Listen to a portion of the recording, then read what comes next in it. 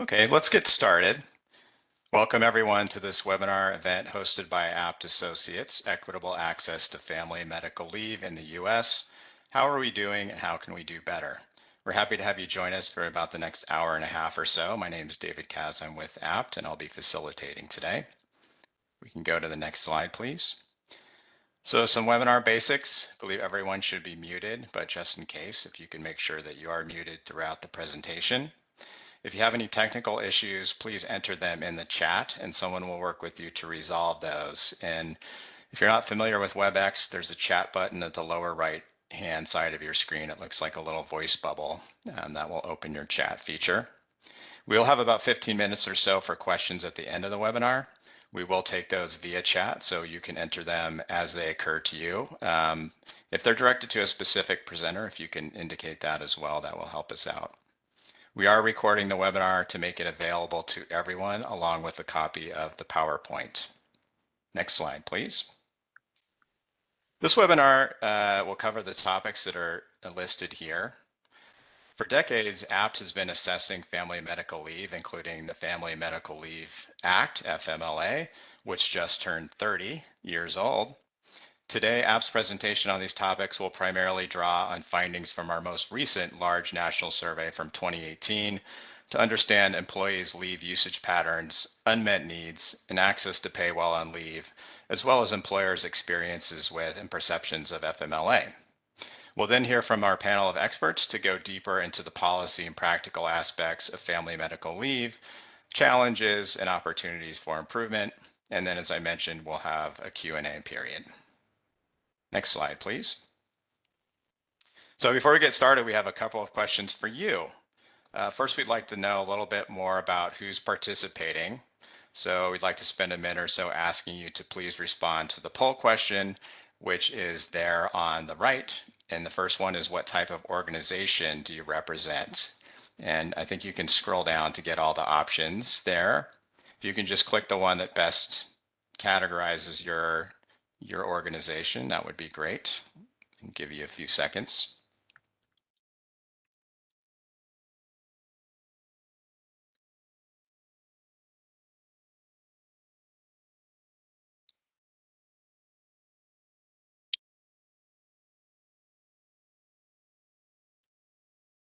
I see some people are typing in the chat, which is fine. You can also just, if you can actually see the poll, it should be on the right there with the green circles, you can actually click the options there directly.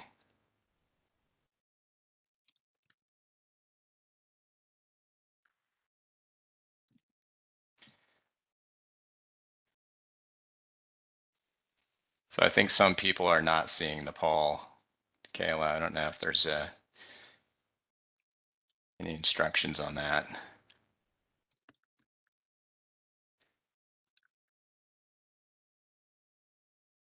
I will provide some troubleshooting steps in the chat. Okay. Well, let's close this one and we can go to the next one.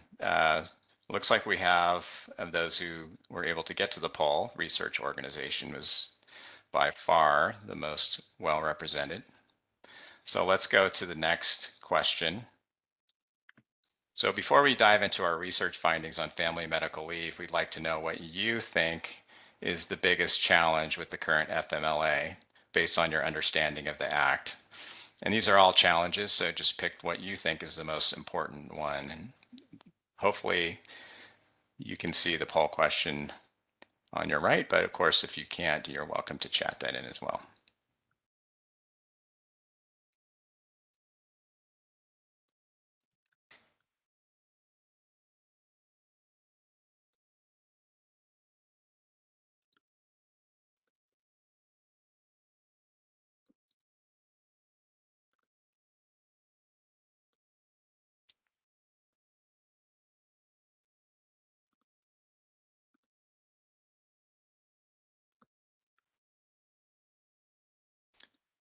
Okay, I think we can close the poll, Kayla. I saw a lot of D's coming in on the chat. So let's see what we have here. In terms of people who have responded, proportion of disadvantaged workers who are eligible for FMLA.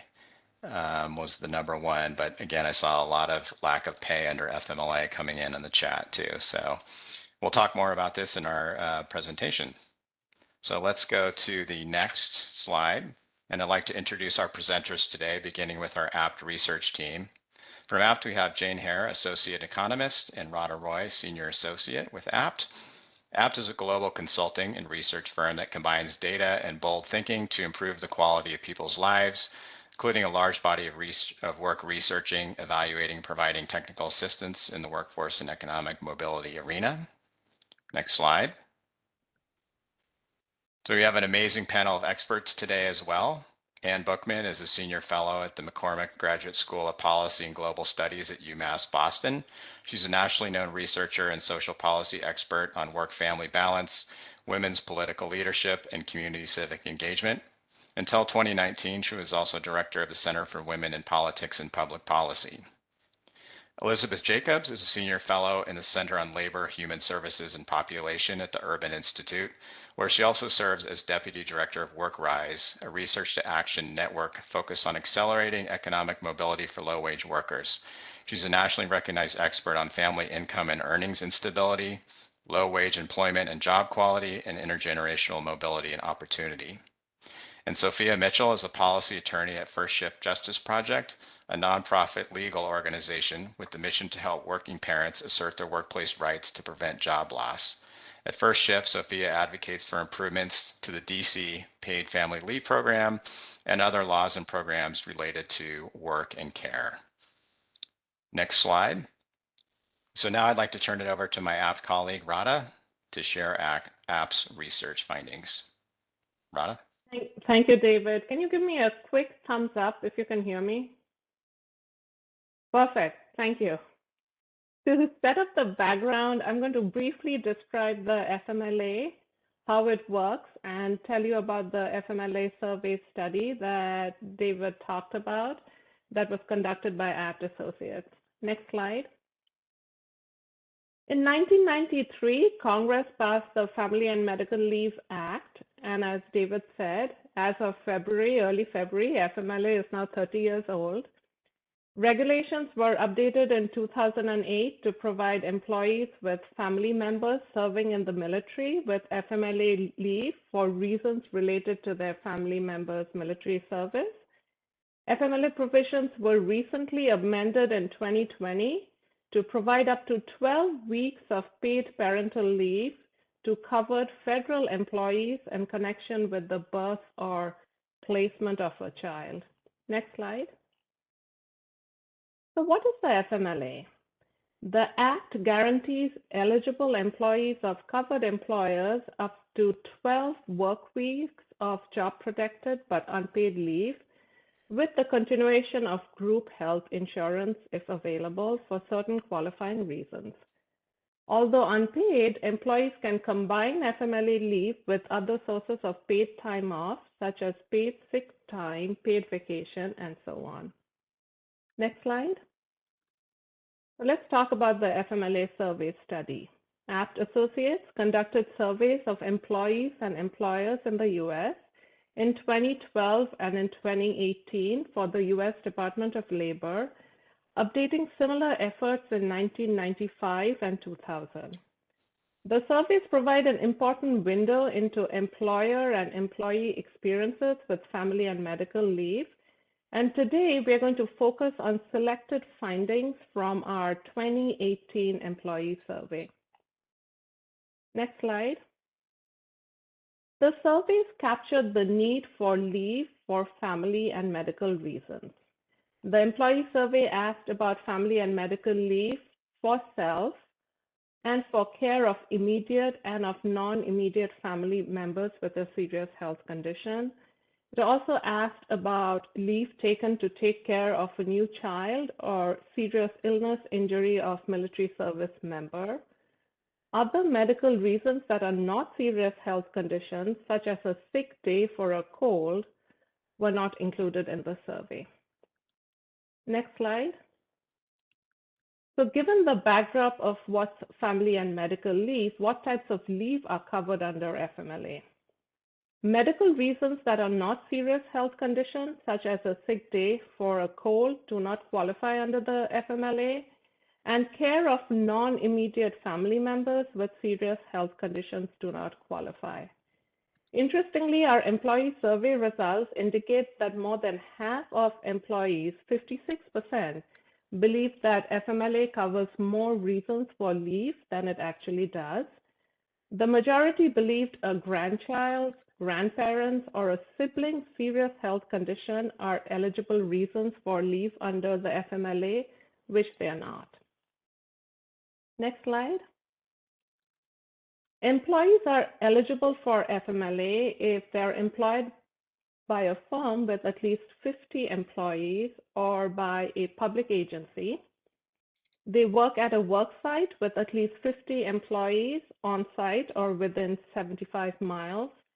They worked for the current firm for at least 12 months or work at least on average 24 hours a week in the past 12 months.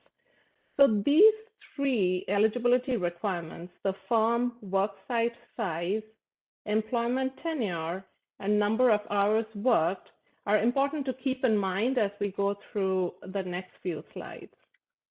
Next slide. So let's talk a little bit about who has access to leave under the FMLA. Next. So here we see only about half of US workers are actually eligible for FMLA.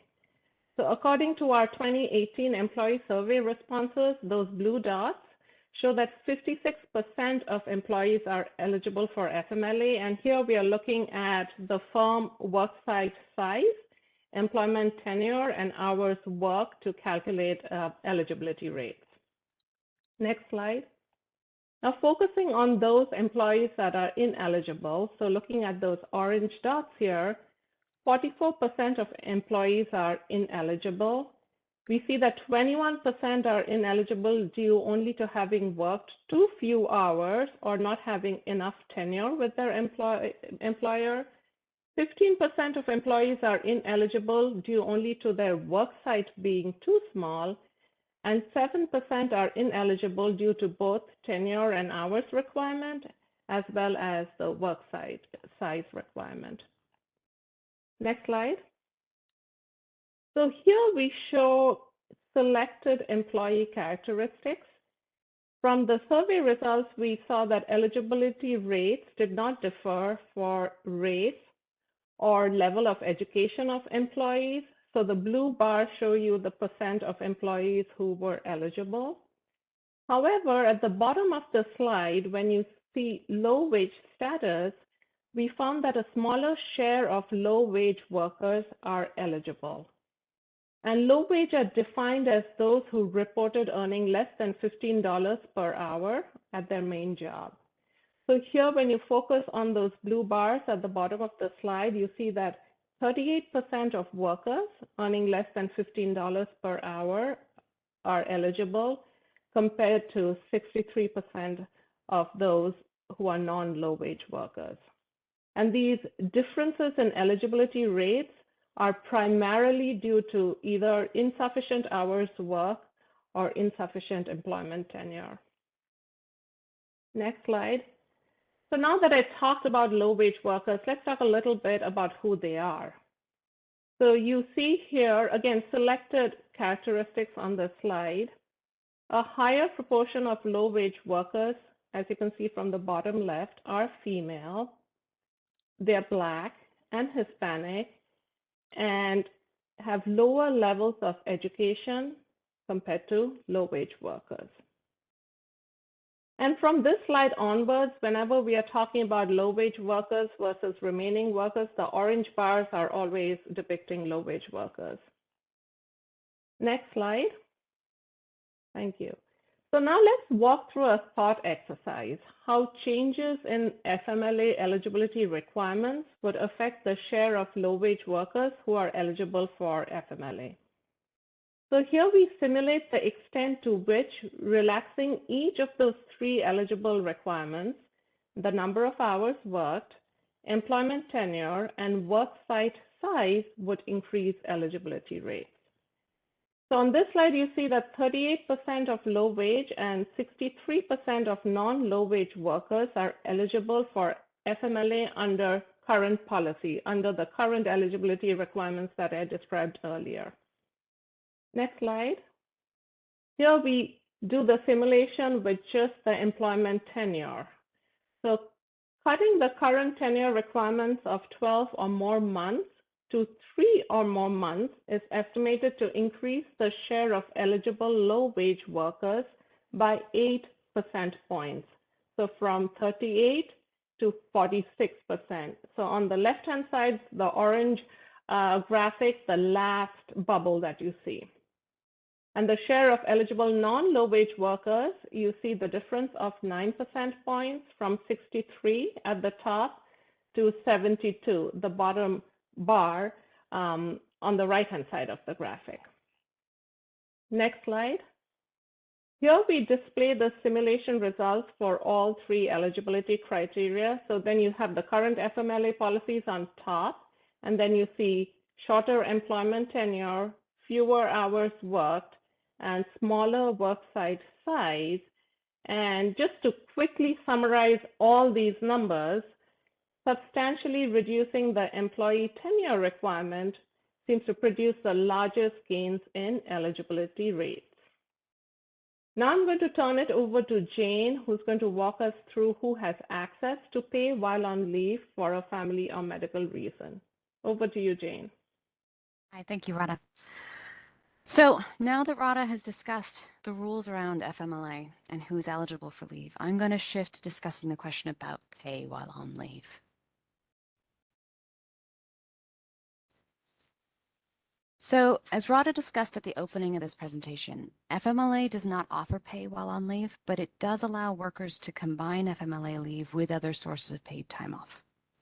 So as we found in the 2018 survey, among those workers who took leave for a family or medical reason and received at least some pay while they were out on leave, the most common source of pay was paid sick time, 70% of those workers. And the second most common was taking paid vacation time, 60%. But you can only combine paid time off with an FMLA leave if you actually have access to paid time off. So this graphic presents information on the proportion of workers who have access to paid sick time, which was the most common one used. As shown here on the left, you see, among all workers, approximately 3/4 have access to some paid sick time, if they are sick, so for themselves. And about 60% have access to take paid time off to care for a family member, for instance, to take your kids to the doctor. But as shown on the right, you see this varies enormously between low-wage workers and non-low-wage workers. Among low-wage workers, only about half have access to any paid sick time for their own health. It's 52%, versus 80% of all other workers. And about 40% of low-wage workers can take paid time to care for a sick family member, compared to almost 2/3 of all other workers.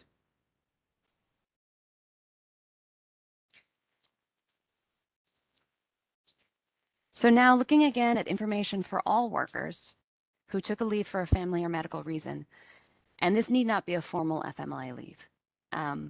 This graphic presents information on how much pay they received while they were away from work. So you see that 42% received full pay for the time when they were away from work. 13% received partial pay, but it was more than half of what their usual pay. And 11% received partial pay that was less than their half of their usual pay. And a full 34% received no pay at all while they were on leave. Now, although I don't show it in this slide, access to pay while on leave varies a lot by the length of the leave that you take. But even for leaves that were 10 days or fewer, so at most 2 weeks away from work, 25% of workers received no pay at all. Now, for those who received less than full pay while they were away from work, the survey asked how they made up for the decreased earnings.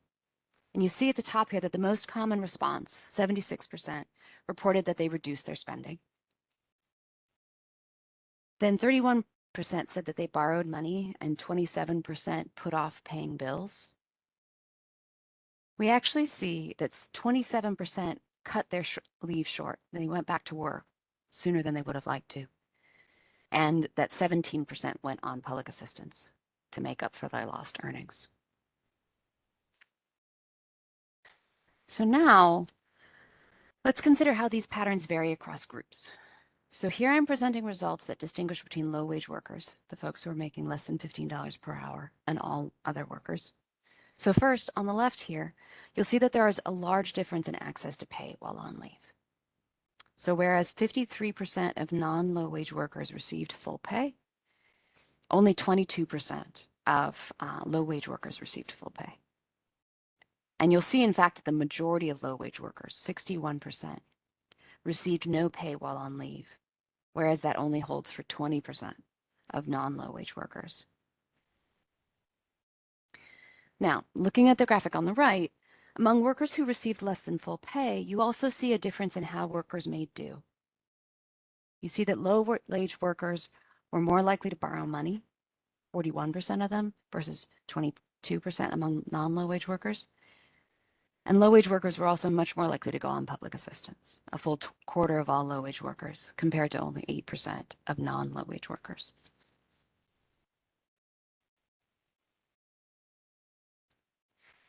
So in addition, for workers who told us they needed to take a leave but chose not to, we asked them for the reasons why they didn't.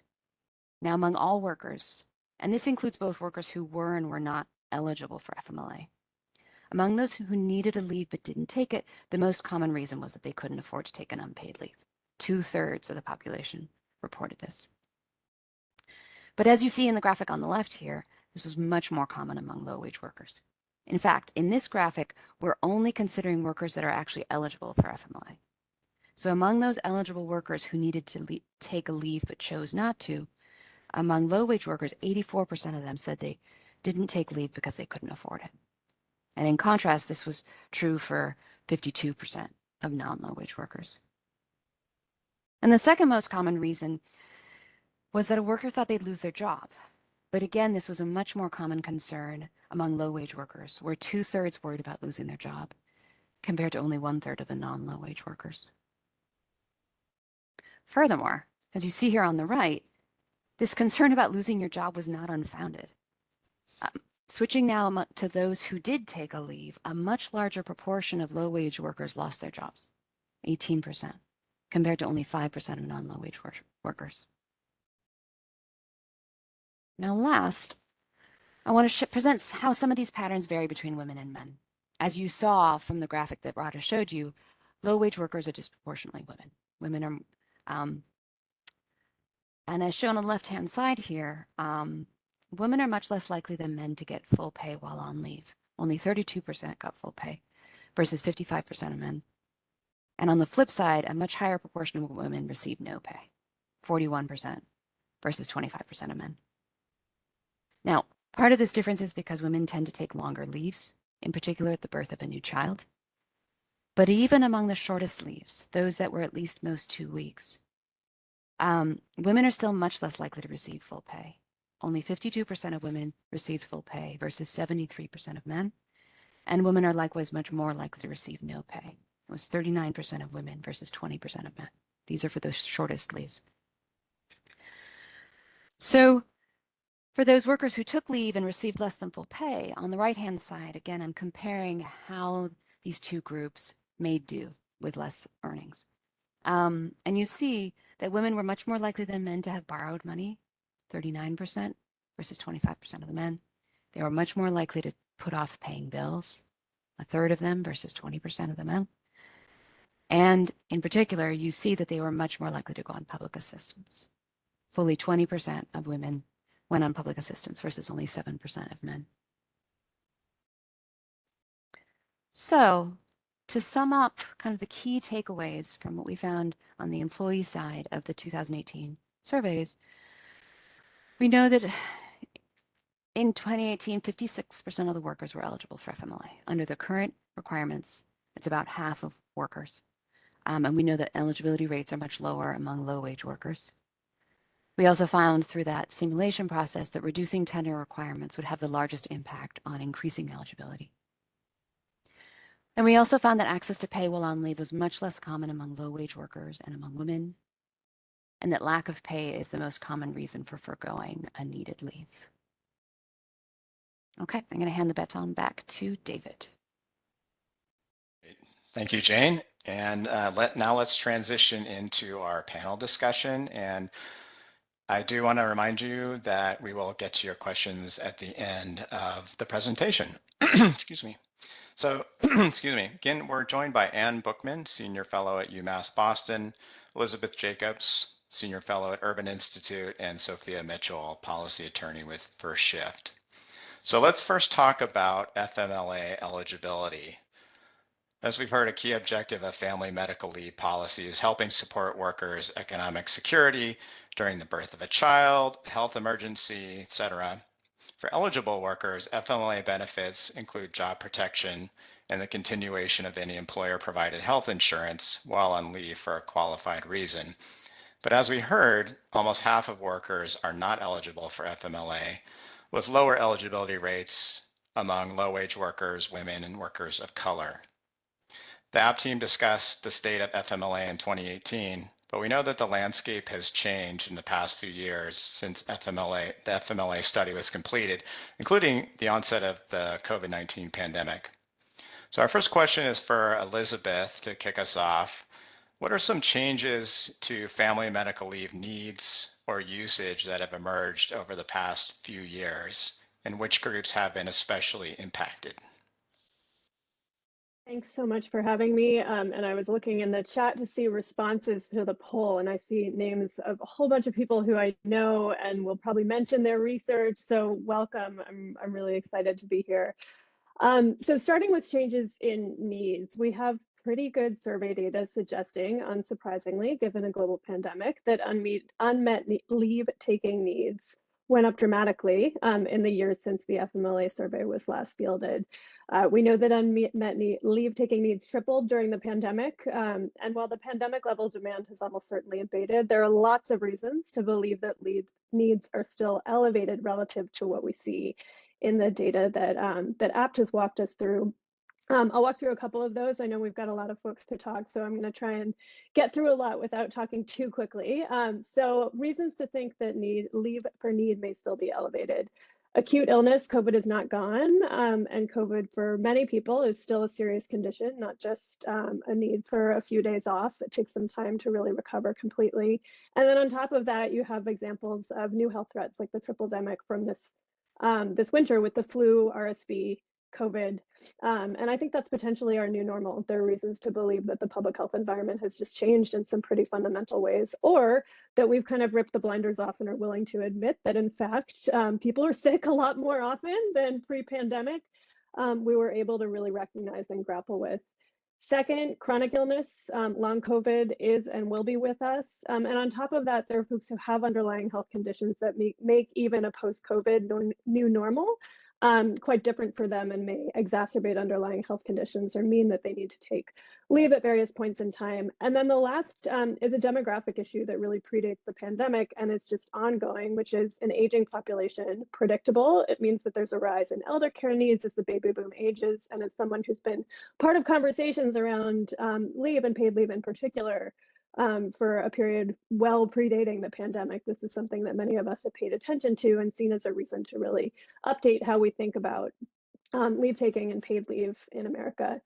In terms of changes in uses, I mean, on one hand, usage, so uptake of FMLA leave, I think the actual answer is we don't actually know because the FMLA survey hasn't been fielded since 2018, and we know that the terrain has changed dramatically, but we don't really have good systematic data on what's happened in terms of people's ability to use FMLA.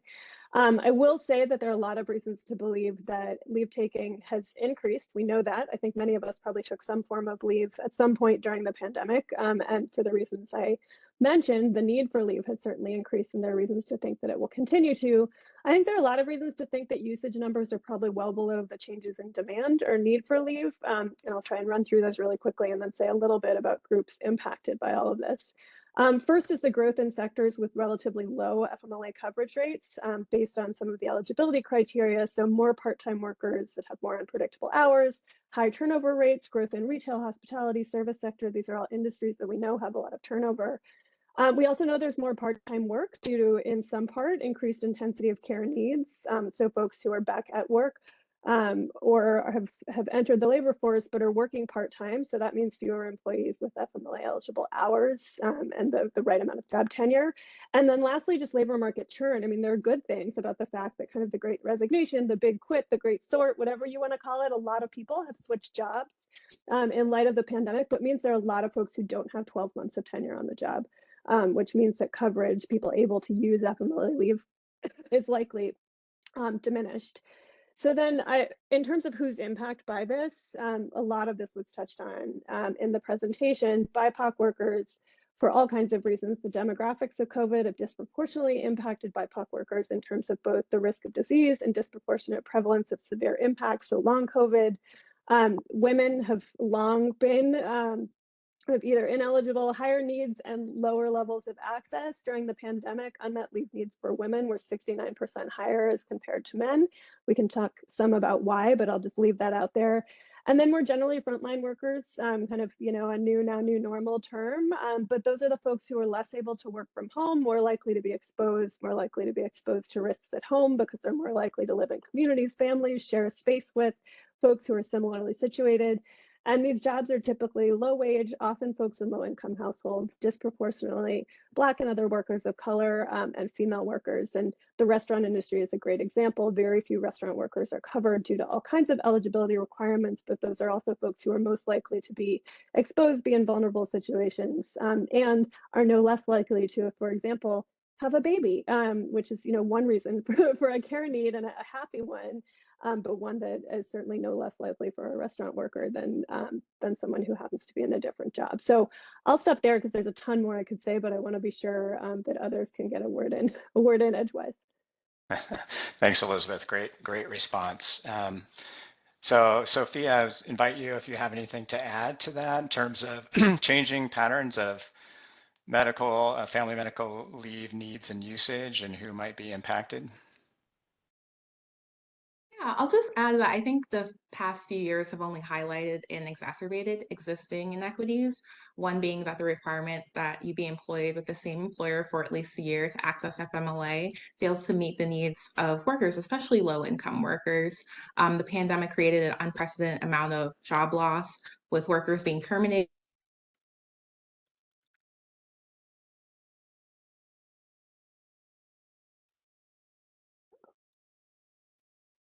leave because of insufficient tenure, being unable to use FMLA because the limited definition of family leave, or simply because their caregiving needs went beyond the 12 weeks permitted by FMLA. I think continued research on these groups and advocacy for changes to the law will help address these needs in the future. Great, thanks, Sophia. So let's go to our next question, and this one is directed to you, Anne. So reflecting on what you heard from our APT research team, as well as what we just heard about the changed landscape, how would you expand on our audience's understanding of the most critical gaps in FMLA eligibility and which groups of workers are most disadvantaged as a result?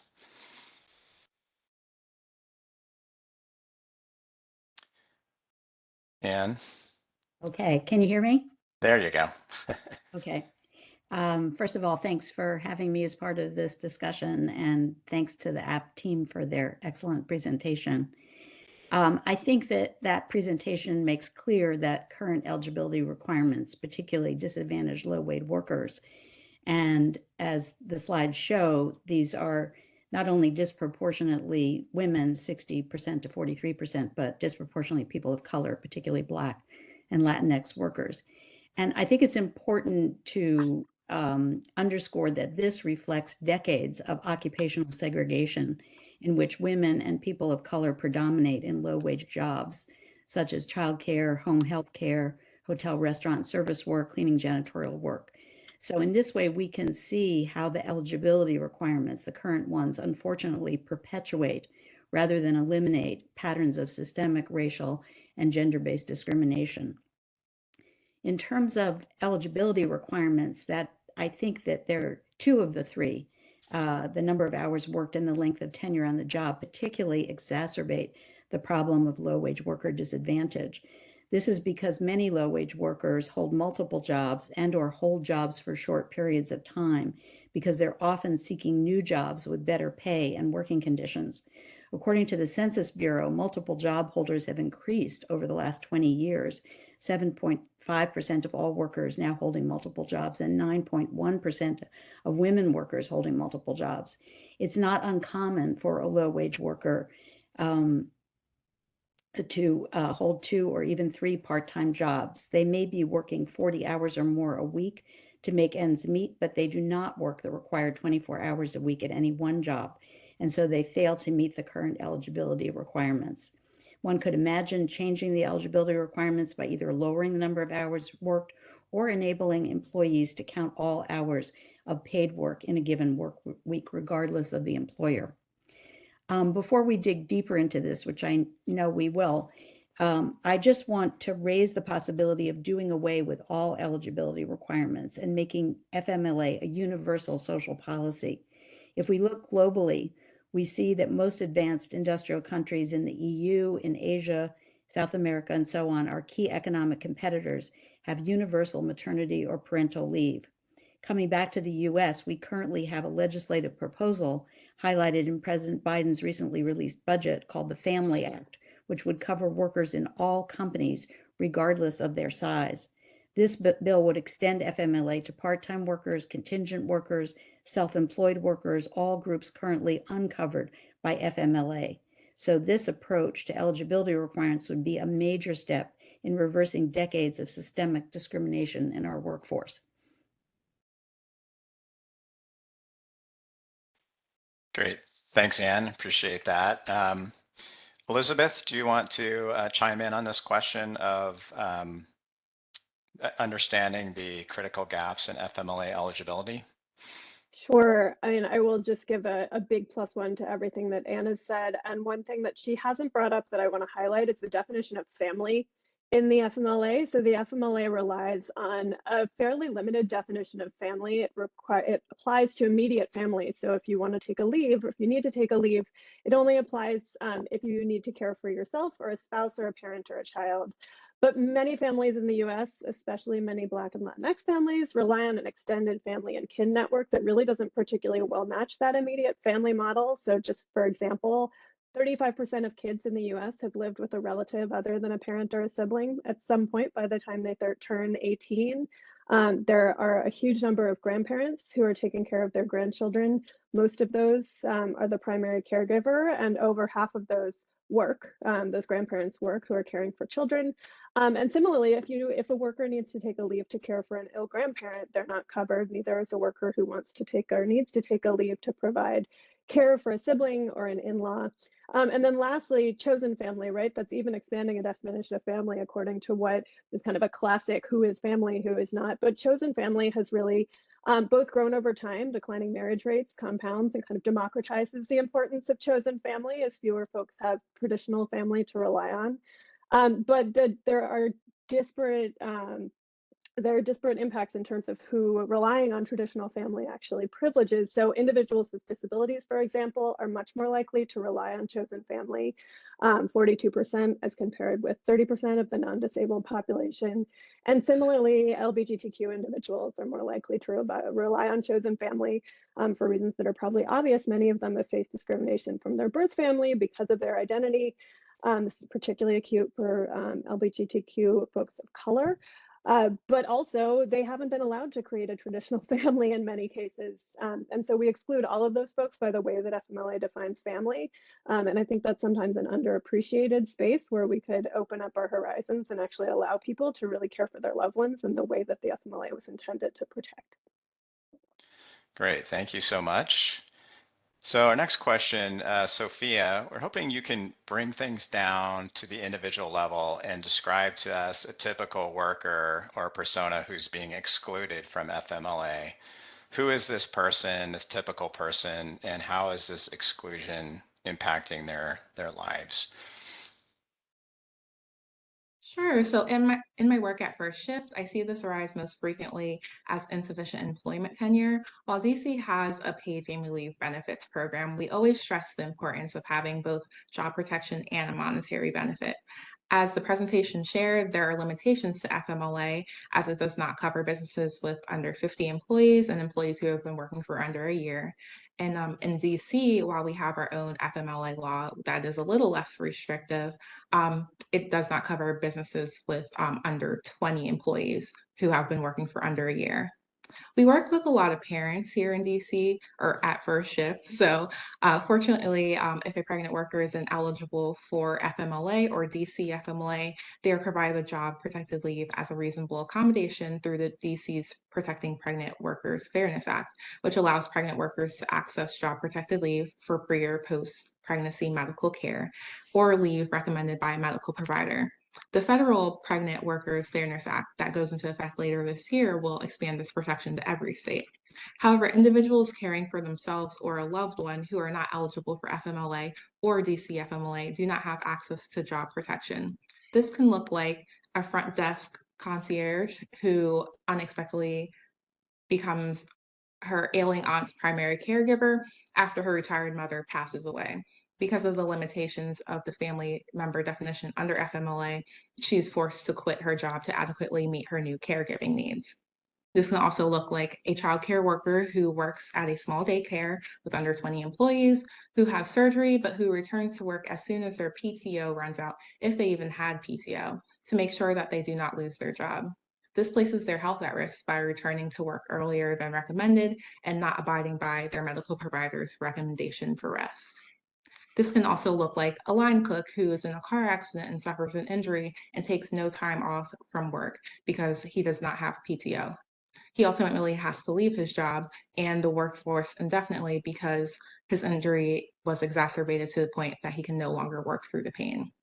In this particular example, the line clerk would also be unable to collect unemployment insurance since he cannot actively seek new employment due to this injury, and this is a requirement to qualify for unemployment insurance. He'd also likely not have access to other insurances or benefits that non-low-wage workers would, such as short or long-term disability. So without laws that require that workers are allowed to take leave, like the paid leave program in DC, workers are subject to the will and generosity of their employers. Great, thanks, Sophia. Those are great examples to really bring this issue home. So the next question is for Elizabeth to kick us off. And we sort of touched on some of this, but given the gaps in who's eligible for FMLA, what are some broader policies that might be effective in closing these eligibility gaps, including ones that might actually be doable in terms of being feasible and having a big impact, and maybe some others that might be a heavier lift but still have a big impact? So I think that the apt presentation actually gives us a really nice place to start in terms of thinking about where the impact opportunities sit. So job tenure is a big one. We've talked about this. FMLA requires 12 plus months on the job. You bring that down to 6+ months, and that would increase FMLA coverage for low wage workers by 4 percentage points. So from 38% covered to 42% covered. Bring that down to 3+ months, and you'd get up to 46% covered. I will note that I actually think APT's definition of low wage is pretty darn low. So I think you get potentially even more for the folks that we're talking about if you define that a little bit more expansively. So $15 an hour or less. I did some quick back of the envelope math, and that's basically folks who are in the bottom half of the bottom quintile of all wage earners in the US. So just a note on that. There are real equity impacts. Again, this is kind of back of the envelope math, but about 75% of Black and Latinx workers haven't been with their current employer for an FMLA eligible tenure. They've been with their current employer for less than a year.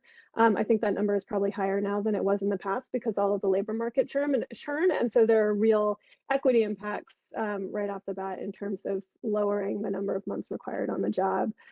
Second, just to go to hours worked, another thing that APT looks at in the simulation.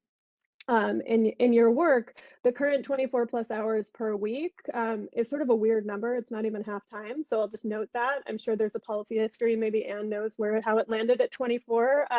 But you could bring that hours per week requirement down If you bring it down to 15 plus hours, it would increase coverage of low wage workers by about 4 percentage points. You go from 38 to 42%. And again, there's an equity impact there. About 1 in 5 workers don't work full time. Millions are in multiple part-time positions. More than a quarter of all women are employed in fields where part-time work is quite common, as are low wages. So I don't know if that's low-hanging fruit exactly, but it's certainly a way to move the needle on all of this.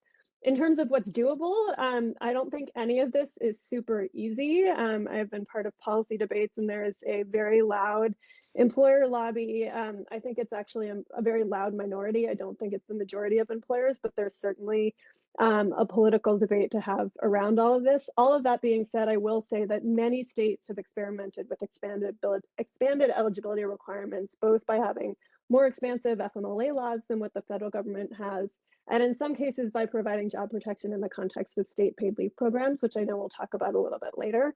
But many of these have given us the opportunity to see how job protection fits into leave. We can look at how that varies by states. We could look at how increasing job protection increases uptake amongst these either low wage populations, low wage and Black populations. You can think about lots of ways to use that variation. So the research in me is actually really curious to know if we could kind of isolate seeing how varying the job protection piece, which is what FMLA provides, by changing some of these eligibility requirements, how we're able to kind of expand the protections in a more equitable way. Great, thanks, Elizabeth. Anne, I invite you to add anything to that in terms of closing FMLA eligibility gaps, policy ideas. Yeah, well, I would say, first of all, that I don't think there's any low-hanging fruit exactly, because these things have been debated and debated, particularly concerning the requirement around firm size, the 50 employees. I think it's important to be honest about the fact that there has been consistent opposition from many small business associations dating back to the 1980s, late 80s, early 90s, when FMLA was first debated in Congress. And I would say that this position has modified over time, especially given the data in the 4 cycles of surveys documenting the positive impact that FMLA has had on both business and employee performance. And nowadays, you hear many small businesses saying they would like to provide FMLA, but they need other businesses or government to partner with. This is certainly understandable. I do want to say that I've been encouraged by what happened in Massachusetts when we moved towards paid leave legislation. I've been involved in either parental leave or paid leave coalitions since the late 80s in Massachusetts. And we had a historic coming together in a coalition of small businesses, what are often called the disease groups, unions, and others. And we saw organizations that had been opposing changing eligibility requirements for, close to 30 years come together around the paid leave law in Massachusetts. So I think things can change. As Elizabeth said, I agree with her reading of the app data that, the job tenure gives us the biggest bang for the buck, if you will. But I think also, we need to look to the paid leave states in DC to see what they have done. I would particularly highlight some of the changes that have been done on number of hours worked. New Jersey requires 20 weeks of work a year, not 52. New York and Oregon, 26 weeks, not 52. DC requires 50% work time and includes self-employed workers. So I think, the paid leave states in DC, I think, are really an interesting laboratory for experimentation and innovation, and gives us a chance to see how these things are working in real time. Can I add something real quickly? Yes. It occurs to me also that just in thinking about the way that the paid leave programs are structured, and I know we'll talk more about this, but all of the hours and work requirements are tied to the individual and not the individual in the context of a given employer. Whereas FMLA is tied to the individual with a given employer. And so one thing to think about, and again, we can get into this when we shift to talking about pay, but one thing to think about is whether you could think about, instead of having some of these eligibility and hours requirements be about tenure with a given employer, if they instead were about a worker's employment history, regardless of the employer, so that you're really matching up the right to job protected leave to an employer's labor force attachment, as opposed to just whether they were lucky enough to have their leave needs fall at a time when they happen to be with an employer that they've been with for quite some time. I'm sure we could debate that, and I'm sure if there was a business representative on the call, they would have reasons to tell us all why that would be chaos. But I think we've been able to do it in the context of paid leave, and that's the direction that programs that are taking into account the reality of today's labor markets into effect and design, they've all headed in that direction. So I think there are reasons to think that even if we're just talking about job protected leave, that we could start thinking about ways to tie it to work effort and labor force attachment, as opposed to particular tie to one employer at a given time. Great point. Thank you. So we've been kind of getting a little bit into paid leave. So excuse me, let's talk about access to paid leave. And FMLA, as we know, is not paid leave, although it can be combined with other sources of paid time off for workers with that option. So even if someone is eligible for FMLA and therefore has access to job protection while on leave, if they don't have access to pay while on leave, they may not be able to take leave at all because they can't afford it, as we heard from our APT research team. Or they may take leave and experience significant financial hardship as a result. So let's go deeper into the equity implications of FMLA's lack of pay while on leave, and start with you, Anne. Whether or not someone's covered by FMLA, which workers are most impacted by the inability to access pay while on leave? Yeah, I mean, I think we've, covered this to a certain extent, but I wanted to really highlight the fact that both women workers as a group, in particular groups of workers of color, like Black and Latinx workers, are most impacted. I think if we drill down to look at one particular group, which is Black women, within this low wage group, we can begin to see the full impact of this disadvantage. Among all working women, Black women have higher labor force participation rates, and their families are more reliant on their income. 80% are sole or primary breadwinners for their families. But when you factor in FMLA's strict eligibility rules and lack of pay, the results are highly negative. If we look at recent research on Black women by the National Partnership for Women and Families, we see, for example, in a typical year, 1.1 million Black women needed leave but did not take it due to lack of pay. Second, when Black women do take leave, 42% have no pay at all.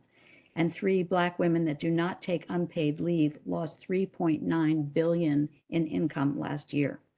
These are pretty staggering impacts. Looking at workers who needed leave but could not afford to take it without pay gives us further insight into the impact of unpaid leave. First of all, the APT survey data shows that 61% of low-wage workers had absolutely no pay, whereas only 20% of others workers faced that harsh reality. But then if we add in that low-wage workers more often had to borrow money to pay bills, 41%, or go on public assistance, 26%, this really underscores the economic fragility of the low-wage workforce and the ways that FMLA could potentially act as an anti-poverty measure if it included wage replacement.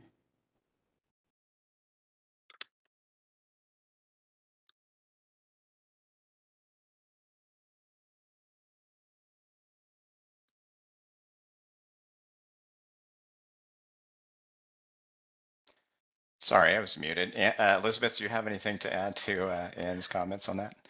I'll add 2 hopefully really quick points. One is just to kind of give another take on the racial equity dimension. If you don't have access to pay, if you have job protection but no access to pay, it means that you're going to somehow pay for your leave based on some other income source or assets. We have massive differences in terms of who has access to what assets, everything from savings to home equity, and those are all racially divided, with Black and Latinx folks, BIPOC populations having far less access. And that's in part by design. We've had policies that have made it impossible for folks to accumulate assets at the same rate based on race in this country. So I'll just call all of that out because I think implicit in all of this, we can look at it sort of from a labor standpoint, but we can also think about the broader context. And that's important, and I think kind of hammers home the importance of thinking about how to build equity into this going forward. And then the other kind of small but also huge point that I'll make is the multi-generational impacts of being able to take a leave and kind of the follow-on effects and the replication of disadvantage that happens if some populations are able to take a leave because they can afford it and others aren't. So we know, for example, the quality of care, the quality of relationships, the quality of life that you're able to offer to an older person if you're able to be part of caretaking, very different if you're able to take a leave versus not. But even more importantly, or I shouldn't say more, sort of more obviously maybe is what happens if you're able to take a leave with a small child. There is all kinds of research on the health impacts for babies and for kids in terms of the ability if you've got a parent, ideally a sort of tag teaming of both parents, if you have two parents, both a father and a mother, being able to spend time with the child and what that means for long-term health and well-being of that child. So we're replicating generational disadvantage by having these inequities baked into the policies now, and we've got a real opportunity, I think, to start unraveling those in this particular realm if we take all of this seriously. Great, thank you. So let's go to Sophia now. And once again, if you could bring these impacts down to the individual level, who's the typical worker who doesn't have access to paid leave, and how does this impact their life? Sure. So because we have paid leave benefits program here in DC, a lot of our discussions here at First Shift center around workers who are eligible for leave but aren't able to actually access it due to barriers in the application process and awareness of the program, which could be its own presentation. So for now, I will just focus on those who do not have access to paid leave at all. As I stated earlier, when you do not have laws in your state that require that you are provided paid sick leave or paid family leave, your access to leave is solely up to your employer, which can leave you with limited options. This is especially true for low-wage workers, and this can look like a janitor who forgoes taking leave to care for and bond with his newborn child because he cannot afford to go without pay, even though he is entitled to 12 weeks of job-protected leave to bond with his new child through FMLA. He is unable to have dedicated bonding time with his newborn or support his partner who just gave birth.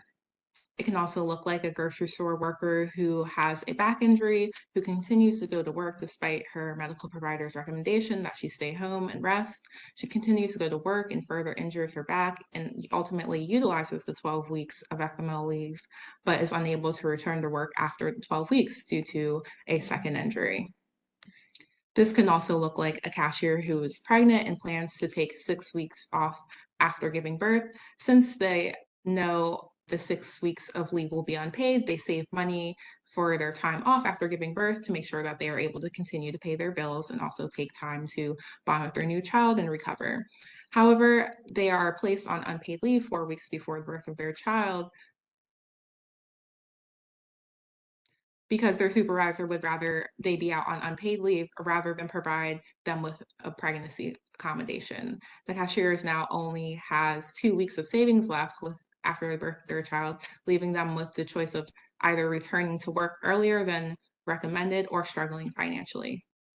While there are pregnancy accommodation laws that protect workers in DC, and this is soon to be a federal law, many pregnant workers have few options when they face this kind of treatment in other states.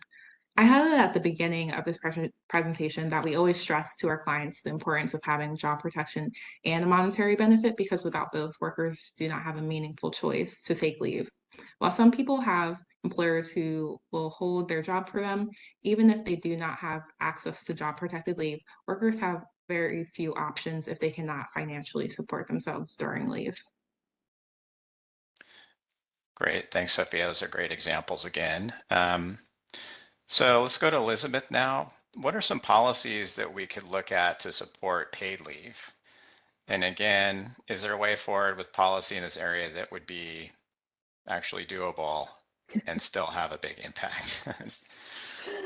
So I'll start with policies that I think we should look towards, and then maybe have a little bit of commentary on what's doable versus not, or what's worth doing versus what's easy, maybe, as the case may be. So we've mentioned this a number of times over the course of the hour, that there are state level paid leave policies that include expanded levels of job protection as compared to what FMLA offers. So we have 11 states plus DC, which all utilize a pretty similar social insurance model to provide paid leave.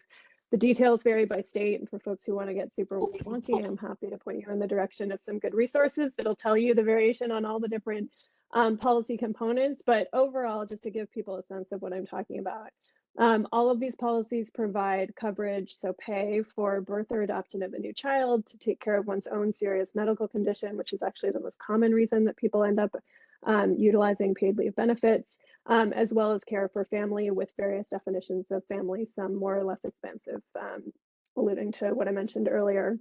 They all offer wage replacement. Most of them have tiered wage replacement that depend on how the percentage of the wage replaced depends on how high a given worker's wages are earned. So it's a quasi-progressive program that offers higher rates of wage replacement for lower wage workers. They vary in the duration of the number of weeks that folks receive or are able to access for paid leave. Some vary depending on the type of leave. So some of the duration of leave that's paid depends on what kind of leave you're taking. And all of them, we haven't mentioned this yet, but all of them, and FMLA is also accessible this way, is written as available as intermittent leave. So you don't have to take it for multiple weeks at a time. You can take days or even hours. Again, how intermittency is defined varies, but that's especially important for folks who are taking care of their own medical issue or caring for a family member, because the variation in what kind of leave and what kind of condition somebody might be managing. They offer varying levels of job protection. Some, as I've mentioned, extend FMLA protection beyond the federal standards. Some don't. Some extend it beyond their state standards. Some don't. But they interact with job protection in varying ways. They're all financed in a fairly similar way. They all use a small payroll tax, either on the employee, the employer, or both, in order to pay for the program. Think of it as kind of like Social Security. In many ways, it's really, these programs are built to model that. And as I mentioned earlier, and I just want to kind of hammer this home because I think it's really important in the context of how our labor market has evolved, and also for equity reasons, the benefits are tied to the individual, and they're based on an individual's labor force attachment and work effort, not based on whether they're fortunate enough to be employed by a company that happens to be covered by the law, or whether they've been employed by a given company for a given amount of time. And that also allows these programs to cover folks who are self-employed. And so if you don't have an employer, or if you're a gig worker, you're able to pay into the system so that you are actually covered and are kind of providing that insurance for yourself through your labor force attachment and your work effort. And I think that's really, really important. It puts a lot of onus on the individual to then navigate the system, because it's not an employer benefit. And you, in many cases, have to interface with an employer, but the benefit belongs to you. It is yours, much like your Social Security is yours and not an employer's, and not tied to that. It belongs to you. And I think that's pretty it's pretty revolutionary for the US. That's a big word to use that might turn some people off, but I mean it in the best of senses. It is a new policy intervention that really, I think, takes seriously where we're at as a country, what we haven't had in the past, and takes the reality of what work looks like and what people's lives look like, and many states have started to build out programs that have been quite successful in making all this possible. They're imperfect. Our states are laboratories of policy democracy, and there are lots of ways to learn from them, to build them, to grow them.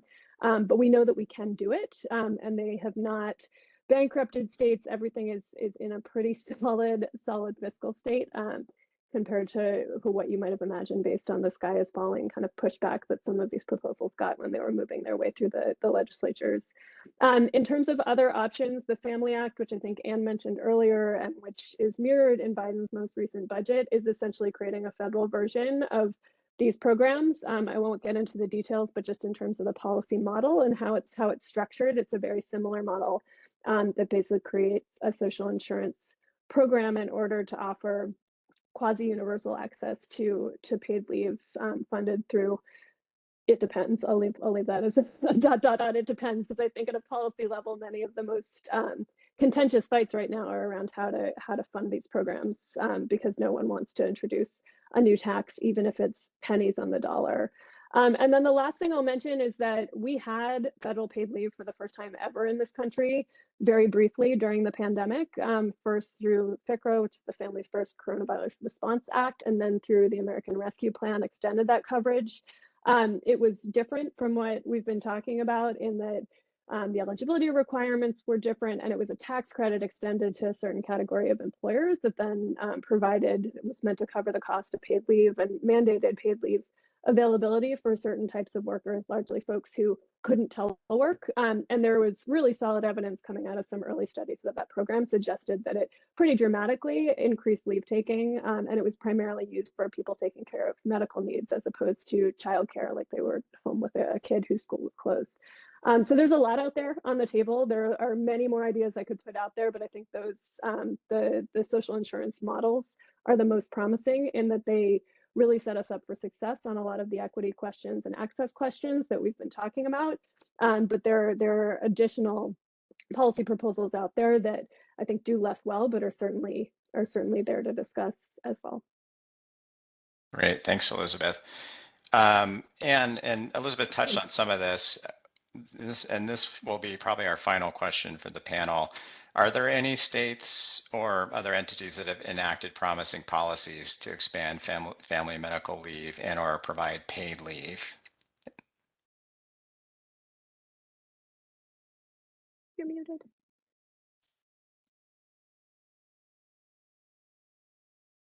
And are Can you you hear muted? me now? There you Okay. go. You know, I think Elizabeth has really covered this pretty well. I would say, you know, that maybe just looking a little bit at sort of the impacts of some of this state level innovation and experimentation. You know, some states like my own, Massachusetts, have new laws, and so we don't have data yet to assess their impact. But there are studies of some states that have had the legislation in place for some time. Looking at California, the first state to institute a paid leave program in 2002, we have a 2021 report by the Bay Area Council Economic Institute that documents the positive impacts on workers and businesses after almost 2 decades. First of all, the participation rates in the program have grown about 5% a year, which is really significant and important, and I think underscores, I believe Sophia mentioned that, you know, the whole question of how the public, how the workforce is informed about these laws has a big impact, and we've been doing sort of a better and better job since 93, both with the federal statute and now with the state statutes in letting people know what's available to them. You'd be amazed like how many people have no idea there's FMLA after 30 years. Also, participation by men has grown, which is particularly significant in terms of the parental leave and childcare piece. In California, there was 16% male utilization in 2004 and almost 40% of claims by men in 2018. So that's a very significant growth. And then also in California, small firms, less than 25 employees who are covered in California, experienced a 14% decrease in labor costs when workers used paid family medical leave because these employers did not need to hire and train new workers while the trained workers were on leave. And I think, again, this is a really important data that we have about successful impact. While California's law was pioneering and continues to be very successful, other states have managed to institute higher levels of wage replacement. California has been criticized for initially having only a 70% wage replacement. The state of Washington and Washington, D.C., for example, both provide 90% wage replacement for low-wage workers, and California actually will start offering 90% wage replacement in 2025 because they had a public process that surfaced that as an important issue. So we also see that the paid leave states are approaching universal access by making eligibility requirements less stringent than the federal statute. And most states cover all private sector employees. Some states, Massachusetts, Oregon, Colorado, New Jersey, Washington, and Connecticut also cover public sector employees, which is, again, I think an important model and data point. And most states have created a minimum, this goes back to something that Elizabeth was suggesting. Most states have created a minimum level of earnings as an eligibility requirement and replaced the hours and length of tenure requirements of the federal statute. Importantly, California and most of the other paid leave states where the law has been in effect for some time is showing no measurable negative effects on business and positive outcomes on employee retention, productivity, and morale. Great, thanks, Anne, and thanks to all of our panelists. We're going to conclude our panel discussion and move on to Q&A.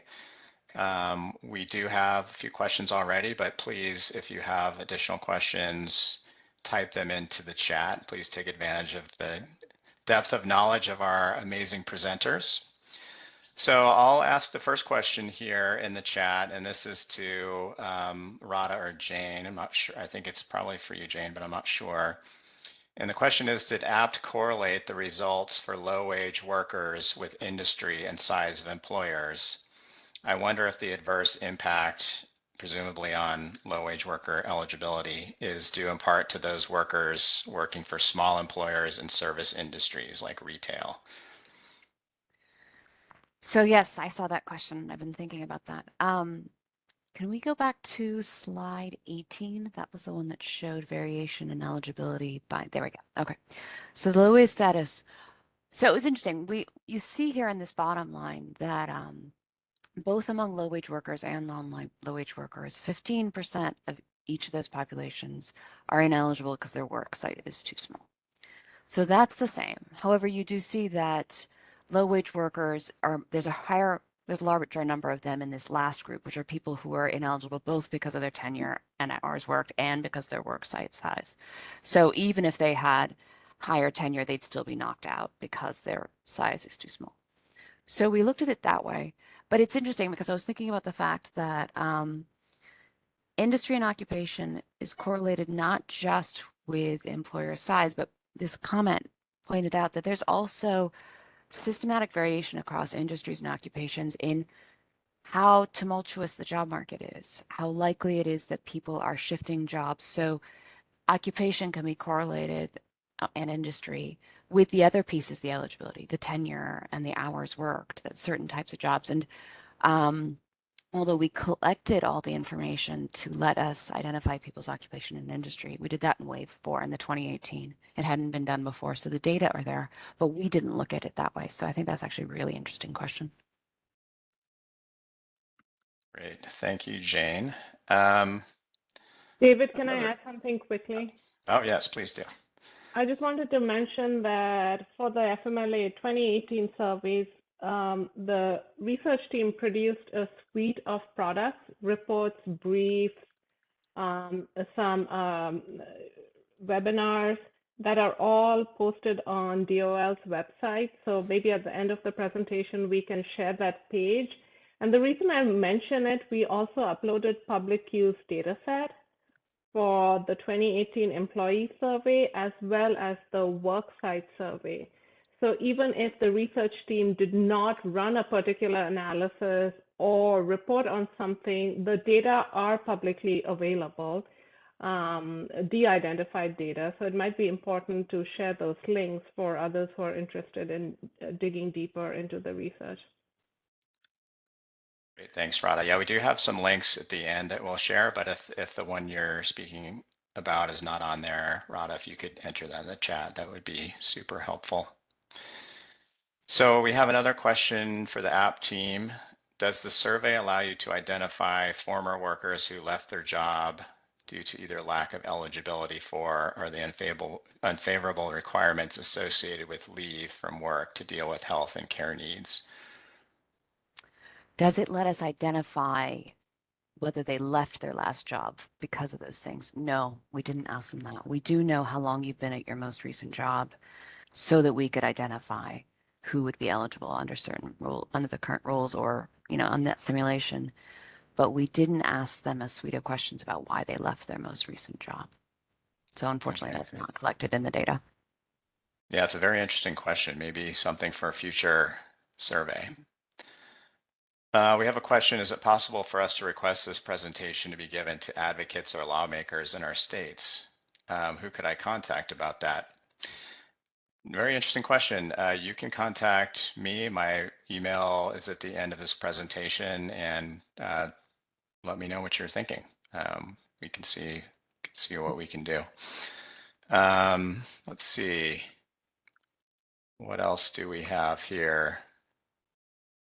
We have a question about, and this was during our panel discussion about FMLA, who is left out, and someone is curious to know what changes, I'm assuming these are sort of policy changes, are solid and already sort of coming down the pipe. And that could be for any of our panelists to jump in on that.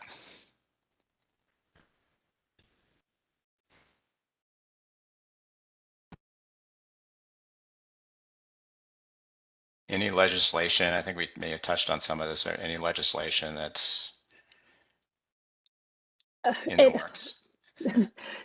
So it was the solid piece that tripped me up. Because I think we do, I mentioned this when I was speaking earlier, both in the states, and there are multiple additional states that have long-standing advocacy campaigns that I think have made a huge amount of progress towards adding their names to the list of states that have state-level programs, in addition to the Family Act at a federal level. And part of the conversations around infrastructure and the inflation adjustment, all of the stuff that happened at a federal level included conversations around care policy that kind of almost made it through and then didn't. And so we had kind of an almost moment and a real window of opportunity that I wouldn't say is closed, but it's certainly not open as wide as it was before, which is where my pause came from, because it's a little bit discouraging that we could find ourselves on the other side of a global pandemic and still not have a federal policy around paid leave or expansions to FMLA. But we have it in the Biden budget. We have people who've been working hard on this. There's certainly folks on the Hill and elsewhere who are working hard at figuring out how to take all of the evidence we have about what works and put it into action in the form of a policy that might get traction. The question is just, given the state of American politics and the policy effects that come from those politics, whether it's solid or not is an open question. But we know what we could do, and I'd love to see it happen.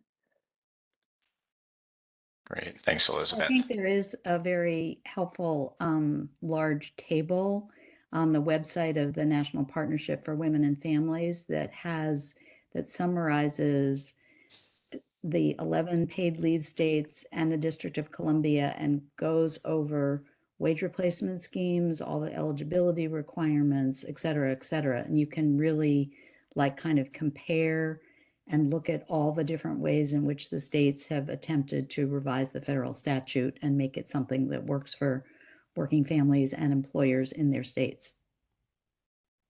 So I would recommend that as a resource for somebody who's trying to get a handle on what's been proposed. Great, thank you, Anne.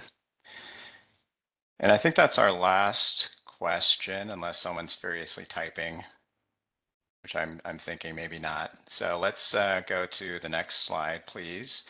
We have a final poll for you, and hopefully this will work. And if it doesn't, you can enter your thought into the chat. As we at APP continue to offer research and technical assistance related to family medical leave and FMLA, we want to know what specific topics related to family medical leave or FMLA do you want to learn more about that you think would make the biggest impact on your work. If we could open that Slido up, and this is a word cloud, so just type in a short word or two response. And again, I see some coming in the chat. That's great too.